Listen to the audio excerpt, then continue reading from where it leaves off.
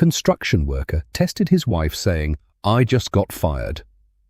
But what she did next broke him, made him question her loyalty and respect for their marriage. Bruce Davis was 46 years old, and 6 weeks ago he told a lie that exposed 22 years of marriage for what it really was. He stood on his own front porch in the fading afternoon light, a folded piece of paper trembling slightly in his calloused hands. Through the glass door, he could see Jenny inside, arms crossed, posture rigid, waiting. The late sun caught the concrete dust still clinging to his work coveralls and illuminated the deep creases that years of physical labor had carved into his face. For the first time since he'd walked through this door as a newlywed, Bruce hesitated. "I just got fired." 5 words, simple, devastating, and completely untrue. But those 5 words would reveal something Bruce had suspected for months, something he'd been too afraid to confront, too loyal to believe, that his wife of 22 years might only love him for what he provided. Bruce wasn't a paranoid man. He didn't go through Jenny's phone. He didn't interrogate her about where she'd been. He'd spent his entire adult life building things, highways, hospitals, schools, the kind of structures that would stand long after he was gone. He understood the foundations. He understood what held things together and what made them crack. And lately, something in his marriage had started to crack. Hi there. Please hit that subscribe button and share with me in the comments below where you are watching from. Bruce worked as a foreman for Henderson Construction, pulling in solid union wages after 27 years in the trade. His body ached most nights, knees shot, back stiff, hands so rough they snagged on everything, but the work was honest, and it had given them a good life. Jenny worked part-time at a local administrative office, flexible hours, decent benefits. They weren't wealthy, but they were comfortable. A modest home, paid off, a truck with no note on it, dinner together most nights. Or so Bruce thought. The truth was, something had shifted in the past year. Small things at first. The way Jenny had started asking pointed questions about his pension. How she'd grown cold when he came home exhausted, as if his tiredness was an inconvenience rather than a sacrifice. The way conversations about their future had turned clinical, focused on contingency plans and what happens if something goes wrong. But the real change came 3 months ago. Bruce had come home early one Thursday, sent back from the site after a cement truck breakdown pushed the poor to the following day. He'd walked through the back door quietly, not wanting to startle Jenny, and heard her voice floating from the living room, sharp, animated, talking to her sister on the phone in a way she never talked to him anymore.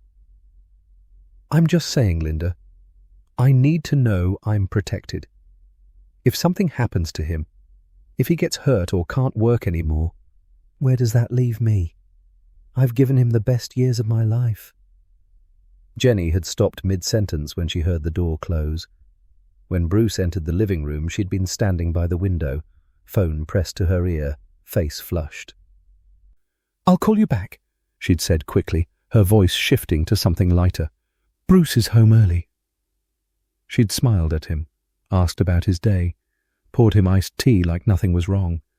But that overheard fragment had buried itself in Bruce's mind, like a splinter he couldn't reach.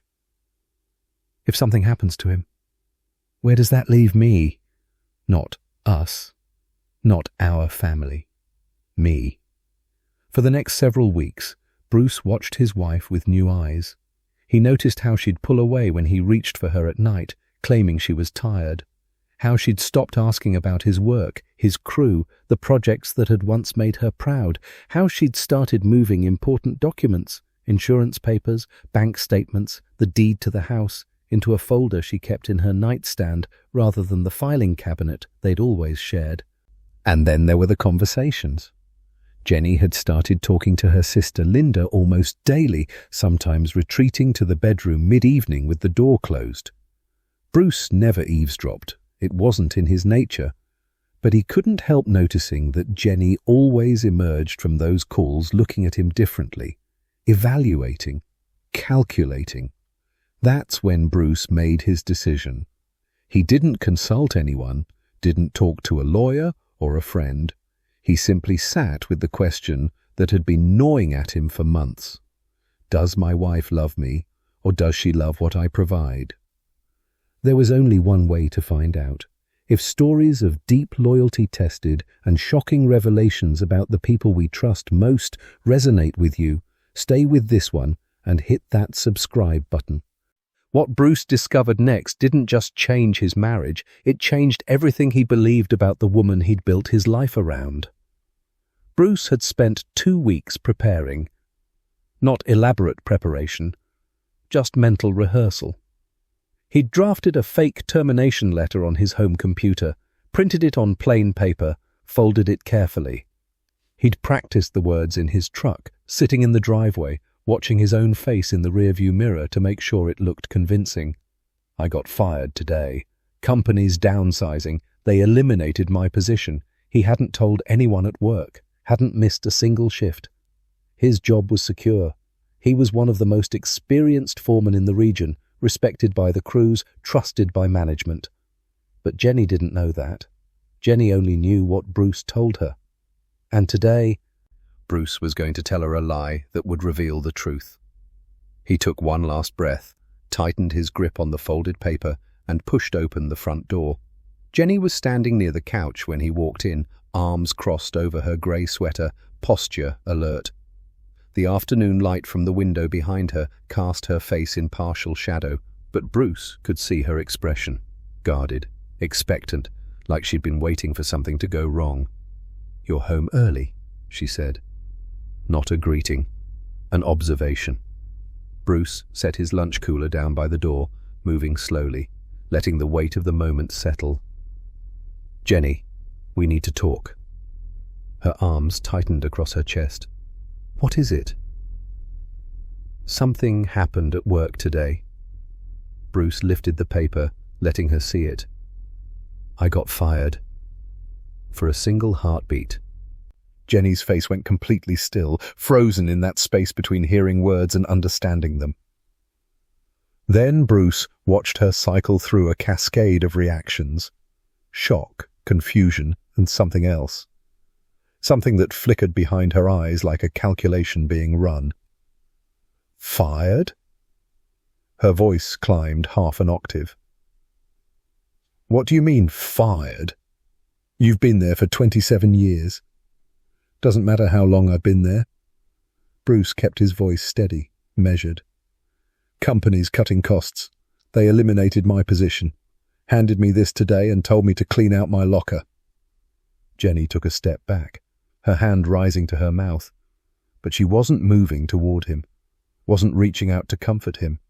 She was retreating. "So, what are we supposed to do now?" The words came out clipped, practical. "What about the pension?" "Your benefits?" "I don't know yet," Bruce said. "I figured we'd talk about it. Make a plan together." Jenny nodded, but her eyes had gone distant, focused somewhere past him, running numbers Bruce couldn't see. "I need to make a call. I need to talk to Linda." "Right now?"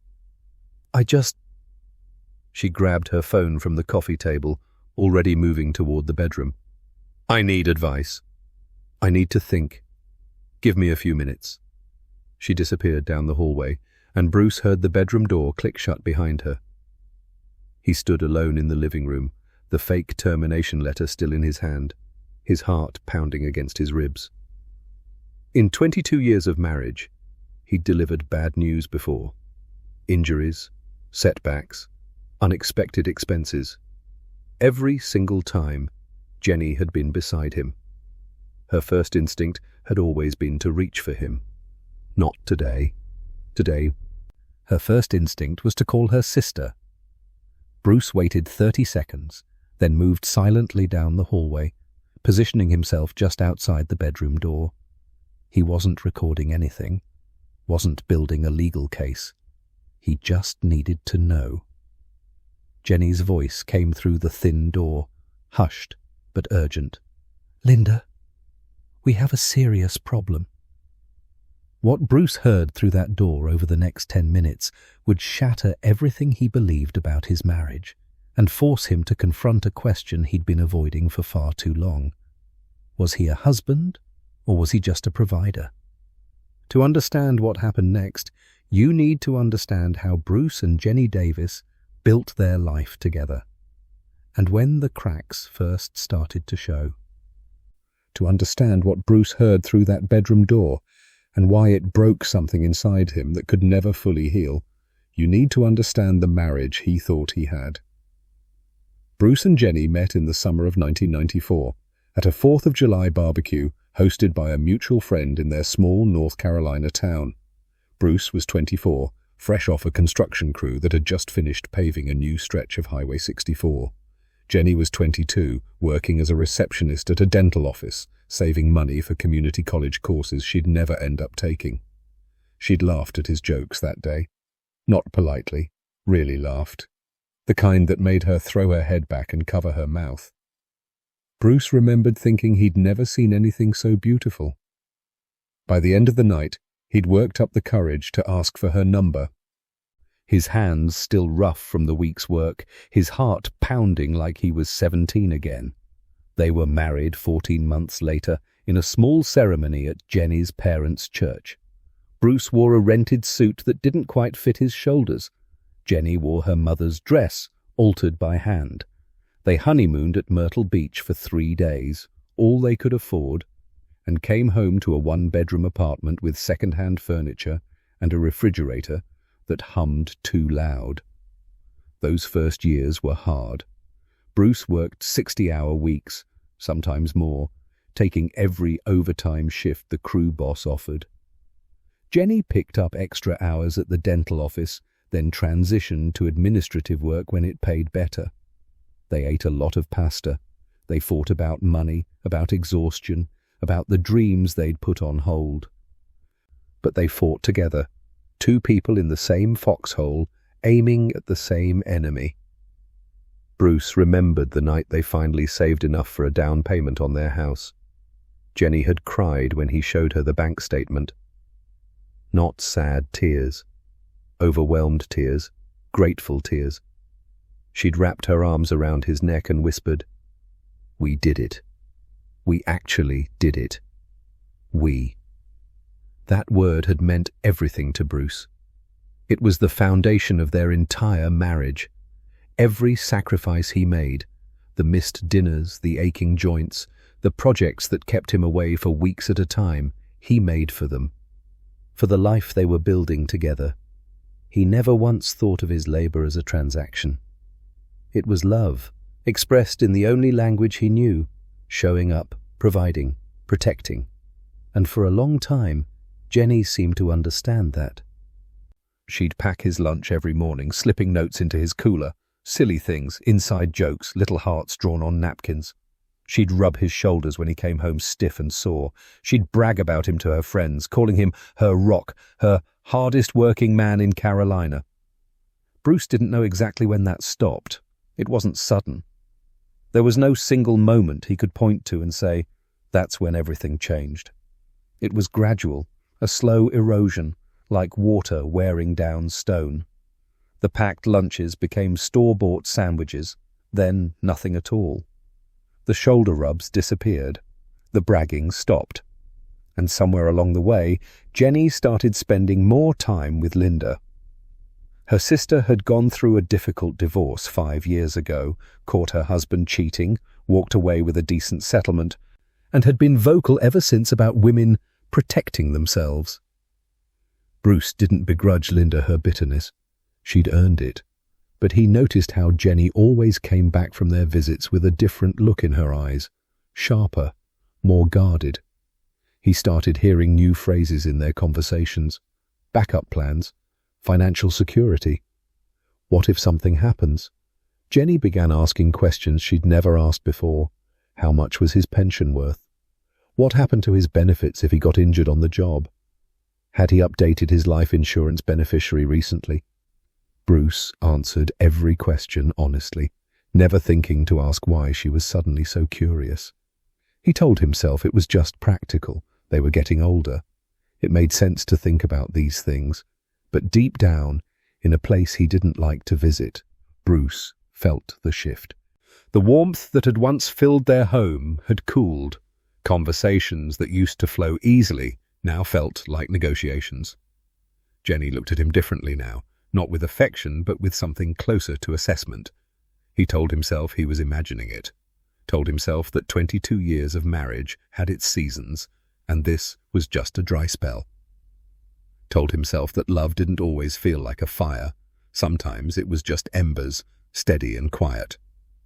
But standing outside that bedroom door, listening to his wife's muffled voice on the other side, Bruce couldn't ignore the question that had been haunting him for months. When did security replace partnership? And more painfully, when did I stop being her husband and start being her insurance policy? What Jenny said next would answer both questions and shatter every illusion Bruce had left. Bruce pressed his shoulder against the wall outside the bedroom, barely breathing. Jenny's voice came through the door in fragments, hushed, urgent, nothing like the woman who'd once whispered sweet things to him in the dark. "Linda, we have a serious problem. Bruce just told me he got fired." A pause. Linda's response was inaudible, but Bruce could imagine it, sharp, pragmatic, already calculating. "No, I'm not exaggerating," Jenny continued. "He walked in with some termination letter. Said the company's downsizing, 27 years, and they just let him go." Another pause.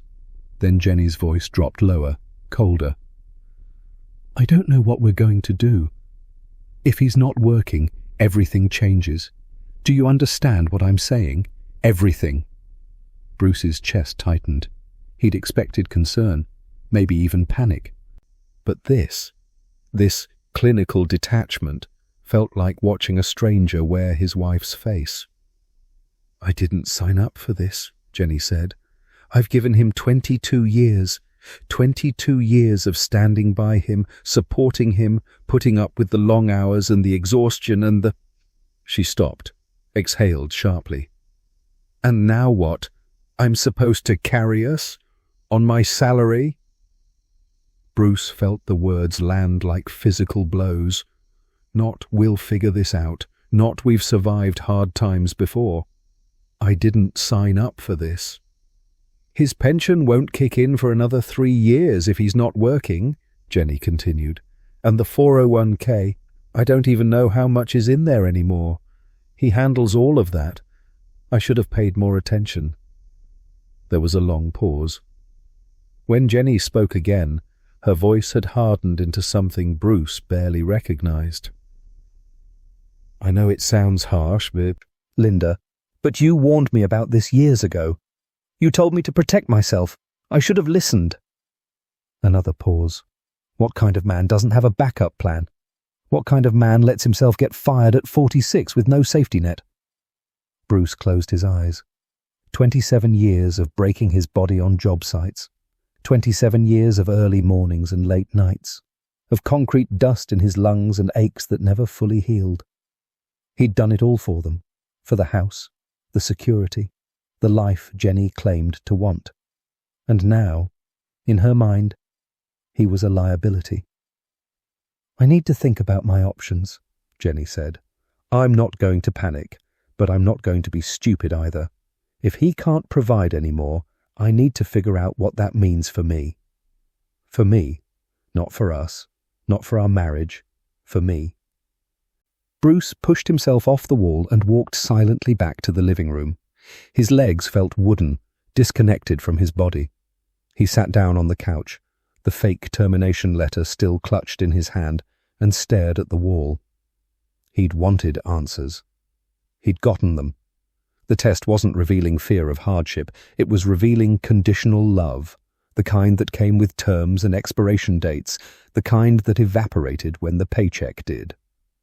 10 minutes later, Jenny emerged from the bedroom. Her face had been rearranged into something calmer, more composed. A mask.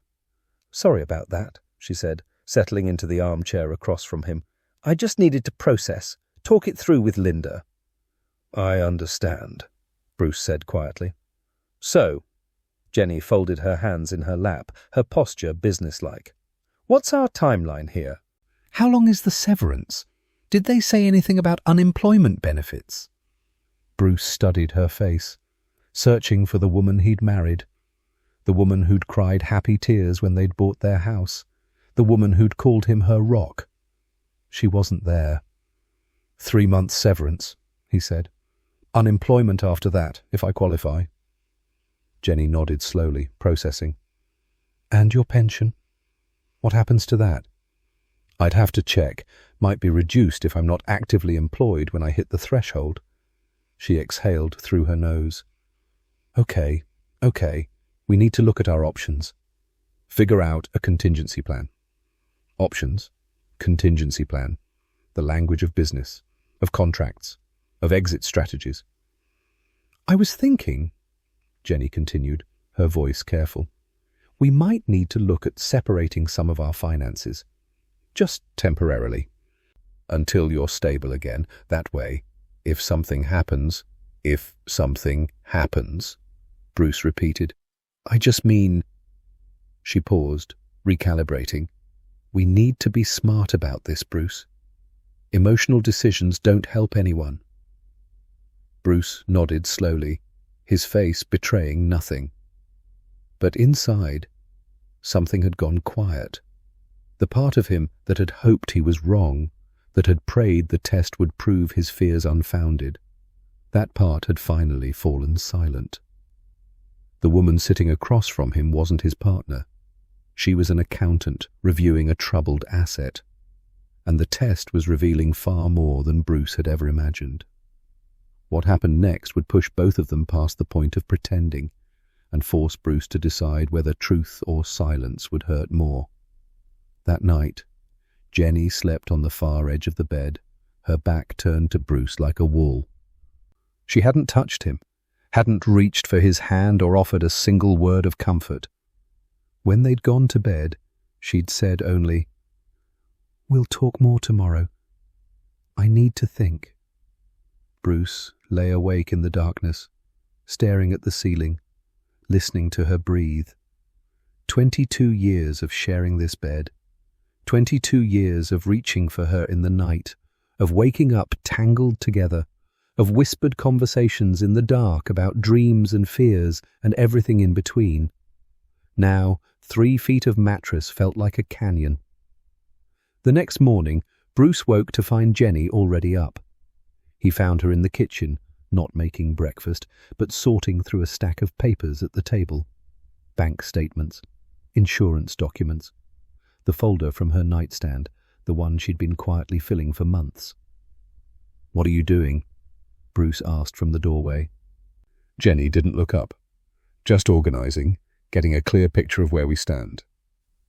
Bruce watched her flip through pages, her pen marking numbers, her expression focused and detached. She looked like she was preparing a quarterly report, not navigating a family crisis. I made a list, she continued. Monthly expenses, outstanding bills, what we have in savings. We need to cut back immediately. Cancel the streaming services. No eating out. And I think... She paused, tapping her pen against the table. I think we should separate our bank accounts. Temporarily. Just until we know what's coming. Separate our accounts, Bruce repeated. It's just practical, Bruce. If things get bad, I need to protect my income. Make sure the bills get paid. Protect my income. Not our income. Not our future. Hers. Bruce poured himself coffee he didn't want, just to have something to do with his hands. Anything else? Jenny finally looked up, her expression unreadable. I called Linda again this morning. She thinks I should talk to a financial advisor, maybe a lawyer too, just to understand my options. A lawyer? It's not like that, Jenny said quickly. It's just preparation. You understand. Bruce nodded slowly, though he understood nothing. Nothing except that his wife of 22 years was preparing for his failure like it was inevitable. Like he was inevitable to fail. He left for a drive an hour later, told Jenny he needed air. In truth, he needed to escape the suffocating weight of watching her dismantle their life, document by document. When he returned that afternoon, the house was quiet. Jenny's car was gone, probably at Linda's, strategizing.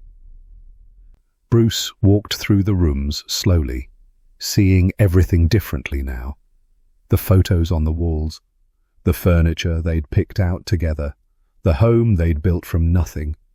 It all felt like a museum exhibit, evidence of a life that no longer existed. He found himself standing outside the bedroom again, though Jenny wasn't home. The door was open. Her nightstand drawer was pulled out slightly, the document folder gone, taken with her probably. But she'd left her tablet on the bed, screen still glowing. Bruce didn't plan to look. He wasn't that kind of man. But the screen was open to a text conversation, and his name caught his eye before he could turn away. Jenny's message to Linda, sent 2 hours ago. "I've been thinking about what you said.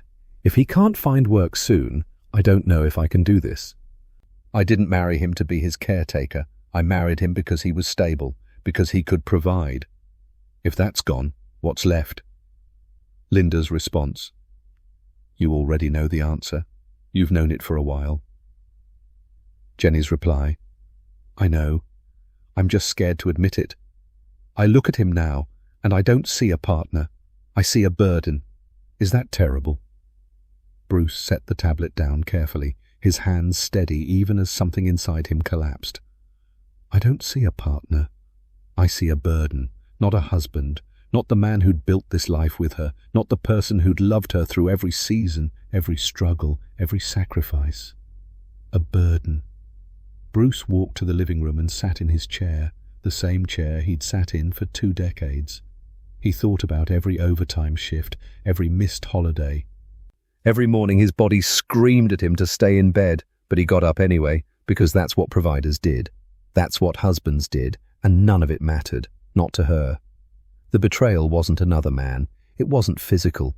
It was something deeper, a complete absence of respect. A marriage reduced to a balance sheet, and Bruce was now in the red. He sat there for a long time, watching the afternoon light shift across the floor. When Jenny came home, he would tell her the truth. He would end the test and face whatever came next. But for now, Bruce let himself feel it, the full weight of knowing that loyalty, it seemed, was something only he had believed in. The confrontation that followed would change everything. But first, Bruce had to decide.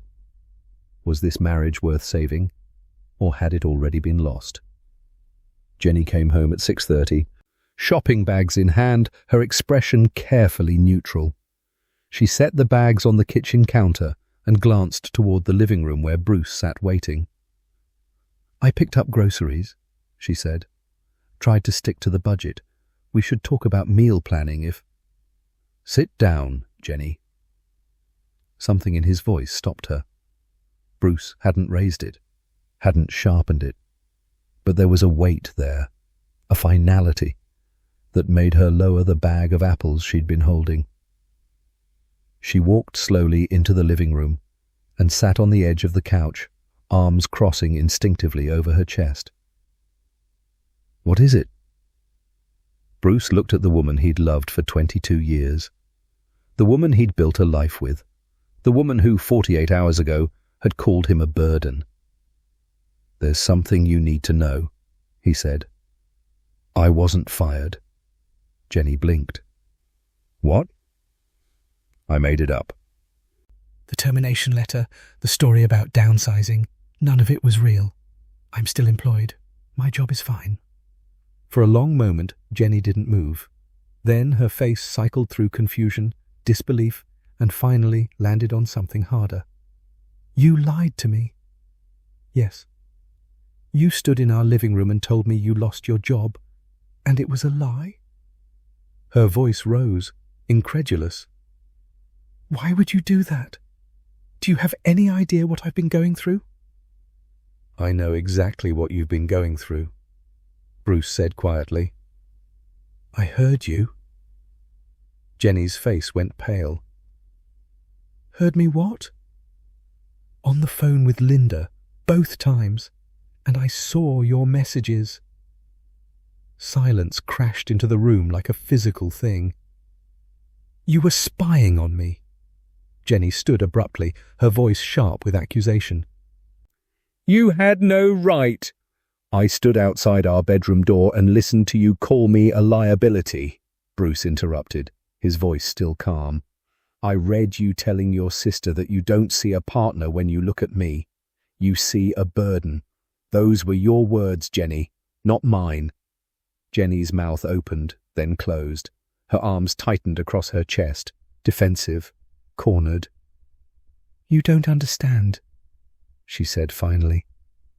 You don't know what it's like to feel so dependent on someone else. To watch yourself get older and realize that everything you have is tied to another person's job, another person's health. I was scared, Bruce. That's all it was. Scared people hold on to each other, Bruce said. They don't calculate exits. That's not fair. Isn't it? Bruce leaned forward, his elbows on his knees. 22 years. I've given you 22 years of my life. I've broken my body building us a future, and the moment you thought the money might disappear, so did your love, your respect. Everything. That's not... You called a lawyer, Jenny. You talked about separating finances. You questioned whether you should stay. Bruce's voice cracked for the first time. Not once did you reach for me. Not once did you say, we'll figure this out together. You just started protecting yourself. From me. Jenny's composure finally cracked. Tears spilled down her cheeks, and she sank back onto the couch, her defenses crumbling. I don't know when I became this person, she whispered. I used to love you without thinking about any of this, but somewhere along the way I got so scared. Linda's divorce, watching my mother struggle after my father died. All those conversations about women who end up with nothing. She pressed her hands to her face. I convinced myself that preparing was the same as being smart. I didn't realize I was preparing to leave. Bruce absorbed her words, searching for the woman he'd married beneath the fear. I wasn't asking you to carry us, he said. I wasn't asking you to be the provider. I was asking you to see me as more than a paycheck, to love the man, not the job title. Jenny looked up at him, mascara streaking her cheeks. I do love you. Do you? Bruce asked. Or do you love what I provide? She didn't answer. Maybe she couldn't. The question hung between them like a blade. I don't know what happens now, Bruce said finally. I don't know if we can come back from this. But I needed you to know the truth. Both of us standing in it. Finally, with nothing hidden. Jenny wiped her face, her voice small. What do you want me to do? Bruce was quiet for a long moment. I want you to figure out if you married a man or a retirement plan, he said. And I need you to be honest. With yourself first. Then with me. He stood and walked to the front door, grabbing his jacket. Where are you going? Jenny asked. For a drive. I need to think. He didn't look back. Bruce went back to work on Monday like nothing had happened. The crew greeted him the same way they always did. Nods, rough jokes, coffee passed around before the morning briefing. No one knew that his marriage was hanging by a thread. No one knew that the man in the hard hat and steel-toed boots had spent the weekend questioning everything he thought he understood about love. The job site felt different now. Not the work itself. Bruce could pour concrete and read blueprints in his sleep, but the meaning behind it. For 27 years, he'd told himself that every swing of the hammer, every overtime shift, every ache in his bones was an act of love. Providing was loving. Sacrifice was devotion. But if Jenny didn't see it that way, if she'd reduced all those years to a number on a bank statement, then what had any of it meant? Bruce worked through the week in a fog. He came home each evening to a house that felt like a waiting room. Jenny was there, moving through the same spaces, but they orbited each other like strangers sharing a hotel suite. Dinners were quiet, conversations were functional. The bedroom felt colder than December. On Thursday, Jenny left a business card on the kitchen counter. A marriage counsellor named Dr. Patricia Vance, office downtown. "I made an appointment for next Tuesday," Jenny said, not quite meeting his eyes. "If you're willing." Bruce picked up the card, turned it over in his calloused fingers. "You want to do counselling?" "I want to try," she said quietly, "if there's anything left to try for." He didn't answer right away. Part of him wanted to say no, wanted to let the silence speak for itself, let her sit with the consequences of what she'd done. But revenge had never been Bruce's way. And beneath the hurt, beneath the anger, there was still something that didn't want to let go. "Tuesday," he said finally. "I'll be there." Dr. Vance's office was small and deliberately neutral. Soft lighting, abstract art, chairs arranged to face each other rather than hide behind a desk. She was a woman in her 60s with kind eyes and a voice that didn't rush. The first session was brutal. Jenny cried within the first 10 minutes, trying to explain herself, the fear, the insecurity, the voices in her head that had convinced her love without security was worthless. Bruce sat rigid, listening, forcing himself not to interrupt. "I grew up watching my mother struggle," Jenny said, her voice breaking. "After my father died, she had nothing. No savings, no plan. She spent her last years terrified.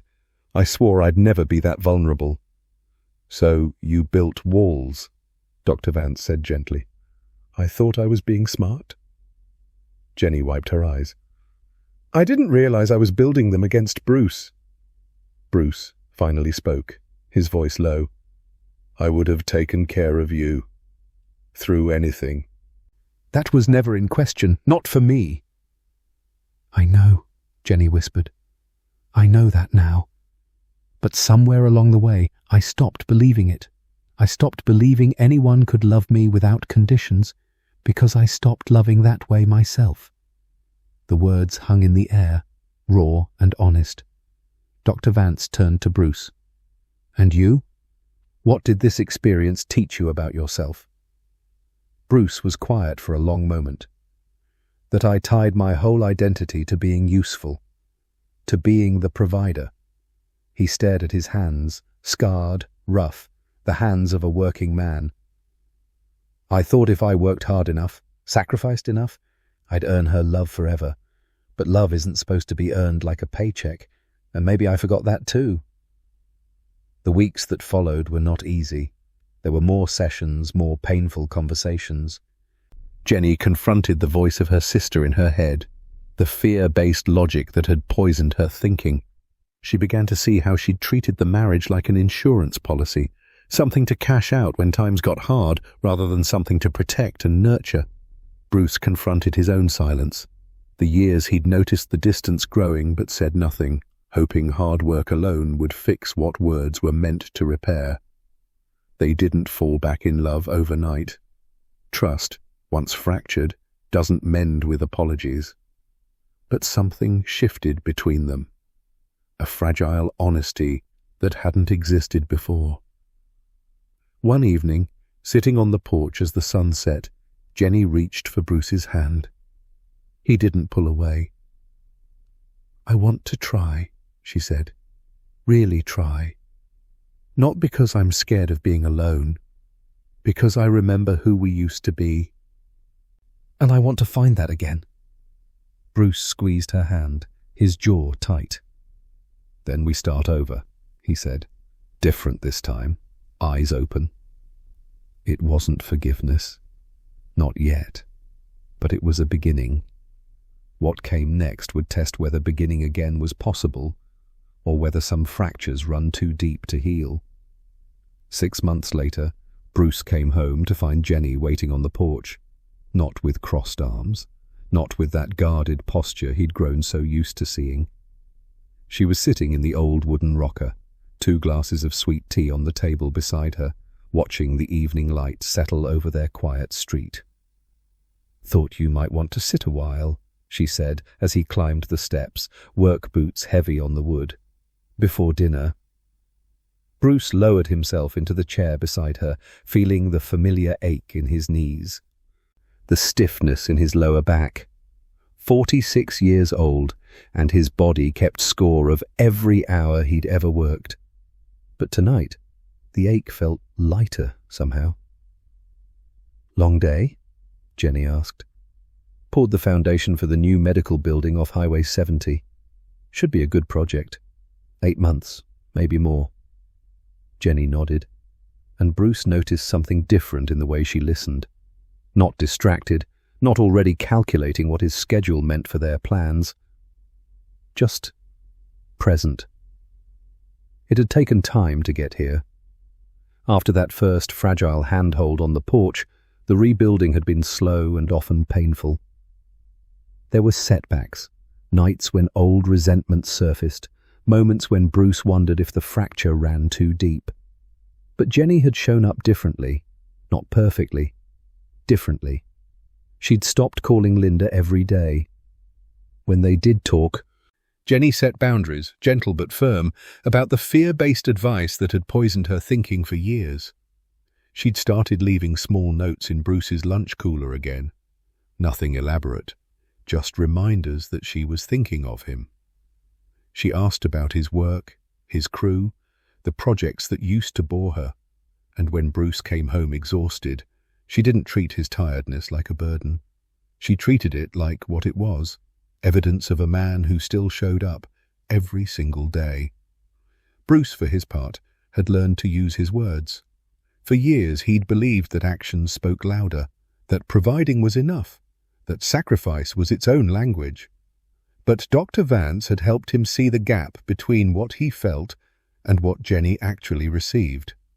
He started telling her things he'd kept locked away, his fears about aging, about his body breaking down, about what kind of man he'd be when the work finally stopped. He told her he needed to be loved for more than what he produced. And he told her, clearly without anger, that respect was non-negotiable. "I can forgive a lot," he'd said one evening, "but I can't stay in a marriage where I'm only valued when times are good. That's not partnership. That's transaction." Jenny had listened, really listened, and something had shifted in her eyes. "I don't want to be that person anymore," she'd said. "I don't know how I became her, but I'm choosing to be different. Every day I'm choosing." Now, sitting on the porch as the sky turned amber and pink, Bruce felt the truth of those words. Choosing. That's what marriage was in the end. Not a feeling that sustained itself automatically, but a decision made over and over, especially when it was hard. "I've been thinking," Jenny said, breaking the comfortable silence, "about what you said that night, when you asked if I married a man or a retirement plan." Bruce turned to look at her. "I married a man," she said quietly. "I just forgot that for a while. Let fear make me forget." She met his eyes, steady and sure. "I won't forget again." Bruce reached over and took her hand, her fingers intertwined with his, familiar, warm, still capable of meaning something. "We're not who we were," he said. "I don't think we can be." "No," Jenny agreed. "But maybe who we're becoming is better. More honest, at least." They sat together as the streetlights flickered on, the neighborhood settling into its evening rhythms. Not a picture-perfect couple, not a love story without scars, but two people who had seen each other at their worst and decided, against all odds, to stay. Bruce thought about the test that had started everything, 5 words that had cracked open a marriage and forced them both to look at what was underneath. It could have destroyed them. For a while, he thought it had. But some tests don't destroy. Some tests reveal what needs to be rebuilt and whether you're willing to do the work. Jenny leaned her head against his shoulder, and Bruce let out a breath he hadn't realized he'd been holding. Loyalty, he understood now, isn't proven when life is easy. It's proven when everything falls apart and someone still reaches for your hand. Tonight, Jenny had reached, and Bruce had held on.